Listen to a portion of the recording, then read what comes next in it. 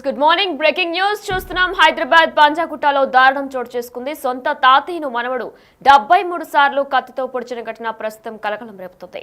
అయితే దీని గురించి పూర్తి డీటెయిల్స్ లోకి వెళ్తే ఆస్తి తగాదాల నేపథ్యంలో ప్రముఖ పారిశ్రామికవేత్త వెల్జన్ గ్రూప్ సంస్థల అధినేత వెల్మటి చంద్రశేఖర్ జనార్దన్ రావు తన మనవడి చేతిలో దారుణ హత్యకు గురయ్యారు. హైదరాబాద్ నగరంలోని సోమాజిగూడలో ఈ ఘటన చోటు చేసుకోగా నిందితుడిని పోలీసులు శనివారం అరెస్టు చేశారు. పంజాగుట్ట పోలీసులు తెలిపిన వివరాల ప్రకారం ఏపీలోని ఏలూరు ప్రాంతానికి చెందిన జనార్దన్ రావు కొన్నేళ్లుగా సోమాజిగూడలో నివాసం ఉంటున్నారు. ఇటీవల తన పెద్ద కుమారుడైన శ్రీకృష్ణను వెల్జన్ కంపెనీకి డైరెక్టర్ గా నియమించారు. మరో కుమార్తె సరోజినీదేవి కుమారుడైన కీర్తి తేజ్ పేరిట 4 కోట్ల షేర్లను బదిలీ చేశారు. ఇక ఇదే క్రమంలో కొన్ని రోజులుగా ఆస్తుల కోసం గొడవలు జరుగుతున్నాయి. గురువారం రాత్రి సరోజినీదేవి తన కుమారుడైన కీర్తి తేజ్ తో కలిసి తండ్రి ఇంటికొచ్చారు. ఆస్తి పంపకాల విషయంలో తాతతో కీర్తి తేజ్ వాగ్వాదానికి దిగాడు. తండ్రికి టీ ఇచ్చేందుకు సరోజినీదేవి ఇంట్లోకి వెళ్లగా ఇదే అదనుగా కీర్తి తేజ్ తన వెంట తెచ్చుకున్న కత్తితో తాతను 73 సార్లు పొడిచాడు. అరుపులు కేకలు విన్న సరోజినీదేవి పరుగున వచ్చి కుమారుని వారించిపోయారు. ఆమెపైన కూడా దాడి చేసిన కత్తితో 4 చోట్ల పొడిచాడు.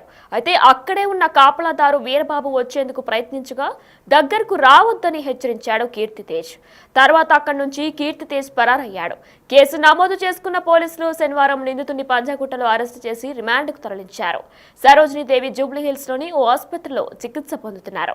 పోలీసులు కీర్తి తేజ్ మాదక ద్రవ్యాలను బానిసనే అనుమానాలు కూడా వ్యక్తం చేస్తున్నారు. అయితే జనార్దన్ రావు ఏలూరు ప్రభుత్వ ఆసుపత్రికి పలు దఫాలుగా 40 కోట్లు, తిరుమల తిరుపతి దేవస్థానానికి 40 కోట్లు విరాళాలు ఇచ్చారు. ఇక ఏపీ, తెలంగాణ రాష్ట్రంలోని పలు స్వచ్ఛంద సంస్థలకు కూడా విరాళాలు ఇచ్చినట్లు కూడా తెలుస్తుంది. అయితే మరి ఇదే నేపథ్యంలో ఆస్తి తగాదాల నేపథ్యంలో ప్రముఖ పారిశ్రామికవేత్త వెల్జన్ గ్రూప్ సంస్థల అధినేత వెల్మటి చంద్రశేఖర్ రావు జనార్దన్ రావు తన మనవడి చేతిలో దారుణ హత్యకు గురయ్యారు. ఇదే అంశంపై పూర్తి డీటెయిల్స్ మా ప్రతినిధి సుజాత అందిస్తారు.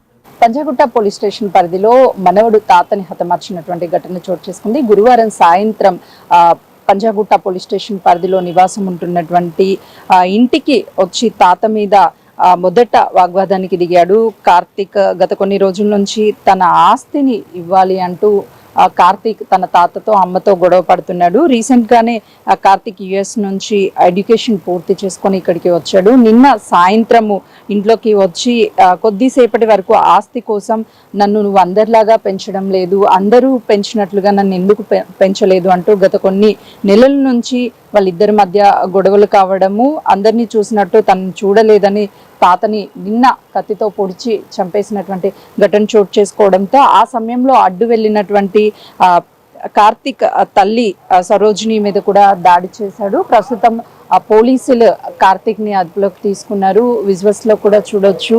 ఇక్కడికి పోలీసులు చేరుకొని చుట్టుపక్కల ఉన్నటువంటి సీసీ కెమెరాలన్నిటిని కూడా అబ్జర్వేషన్ చేస్తున్నారు.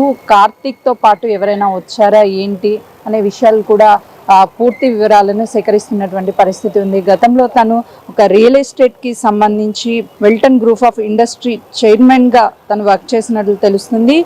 గత కొన్ని రోజుల నుంచి అటు సరోజ భర్త బెంగళూరులో ఉండడం, ఆ తర్వాత ఇక్కడ కేవలము సరోజిని తండ్రి జనార్దని ఒక్కడే ఉండడంతో సరోజిని ఇక్కడికి వచ్చి తనతో పాటు నివాసం ఉంటుంది. కార్తీక్ యుఎస్ నుంచి తిరిగి వచ్చిన తర్వాత తను ఈ ఫ్యామిలీ మెంబర్స్ అంతా గొడవ పడి లాక్నో హిల్స్ లో తను నివాసం ఉంటున్నాడు ఫ్రెండ్స్ తో. నిన్న సాయంత్రము ఇక్కడికి వచ్చినటువంటి సమయంలో తన కత్తిని తీసుకువచ్చాడు అని చెప్పేసి పోలీసులు చెప్తున్నారు. ఆ కత్తితోనే అడ్డు వెళ్ళినటువంటి తల్లి మీద దాడి చేయడంతో పాటు తన తాతను కూడా చంపేసినటువంటి ఘటన చోటు చేసుకుంది. చుట్టుపక్కలంతా కూడా కమర్షియల్ అంటే షాపింగ్ మాల్స్ ఇవన్నీ ఉన్నాయి. నియర్ బై ఉన్నటువంటి సీసీ కెమెరాస్ అన్నిటిని కూడా పోలీసులు ఫుటేజ్ ని సేకరిస్తున్నారు. మరోవైపు ఇంటిని కూడా చూస్తే ఇది డూప్లెక్స్ హౌస్. ఎప్పుడు సెక్యూరిటీతో పాటు డ్రైవర్స్ వీళ్ళంతా ఇక్కడే ఉంటారు. కానీ అర్ధరాత్రి పూట జరిగినటువంటి సమయంలో ఎవరూ లేకపోవడము, సరోజిని ఆపే ప్రయత్నం చేసినప్పటికీ తన మీద కూడా దాడి చేశాడు. కేవలం ఆస్తి కోసమే, ఆస్తి పంపకం చేయడం లేదు, ఆస్తినంతా కూడా తన పేరు మీద రాయాలి, అందరినీ పెంచినట్టు నన్ను పెంచలేదు, చిన్నప్పటి నుంచి నన్ను అందరిలాగా చూడలేదు అంటూ మనసులో తనకి మొదలైనటువంటి ఒక ఆలోచన ద్వారానే ఈ రోజు ఆ తాతని హతమార్చాలి ఎలా అయినా సరే ఆవేశంలో ఉన్నటువంటి కార్తీక్ తన తాత మీద కత్తితో తన వెంట తీసుకొచ్చినటువంటి కత్తితోనే పొడవడంతో వెంటనే కూడా మృతి చెందాడు. తర్వాత పోలీసులకి కాల్ చేయడము, పోలీసులు రావడము, మృతదేహాన్ని పోస్ట్ మార్టం నిమిత్తం తీసుకువెళ్ళడం. ప్రస్తుతం అయితే కార్తీక్ తల్లి సరోజిని అపోలో హాస్పిటల్లో ట్రీట్మెంట్ పొందుతున్నారు. చిన్న చిన్న గాయాలు అవడంతో తను ఇప్పుడు అవుట్ ఆఫ్ డేంజర్ అని కూడా వైద్యులు చెప్తున్నారు.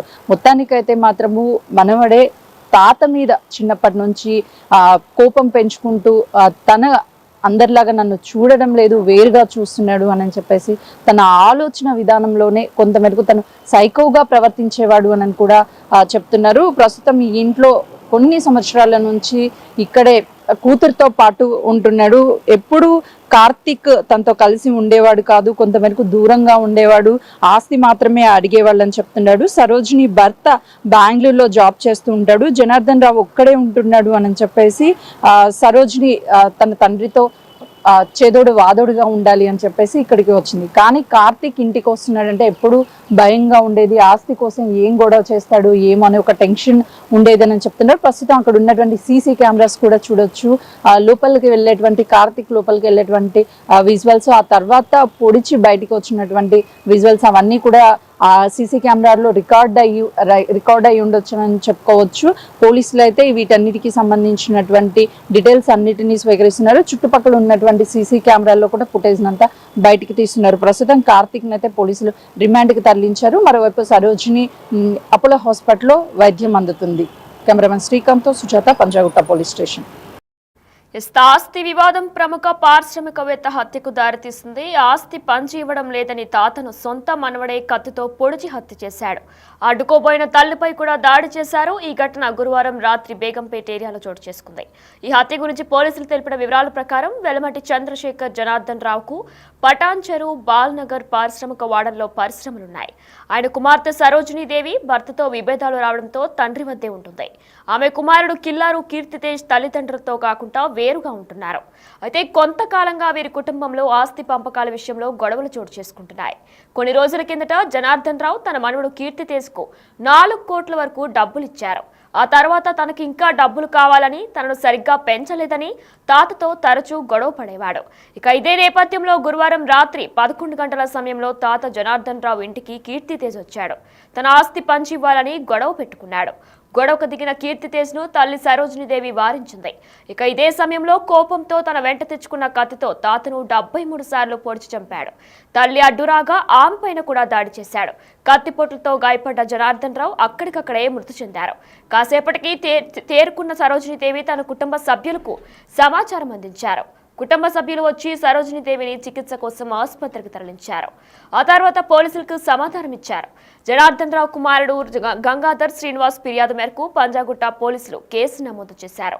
అయితే దర్యాప్తు జరుగుతుంది. నిందితుడు కీర్తితేజ్ను పోలీసులు అదుపులో తీసుకున్నట్టు కూడా సమాచారం అందుతుంది. జనార్దన్ రావు మృతి పట్ల ప్రముఖులు దిగ్భ్రాంతి వ్యక్తం చేస్తున్నారు.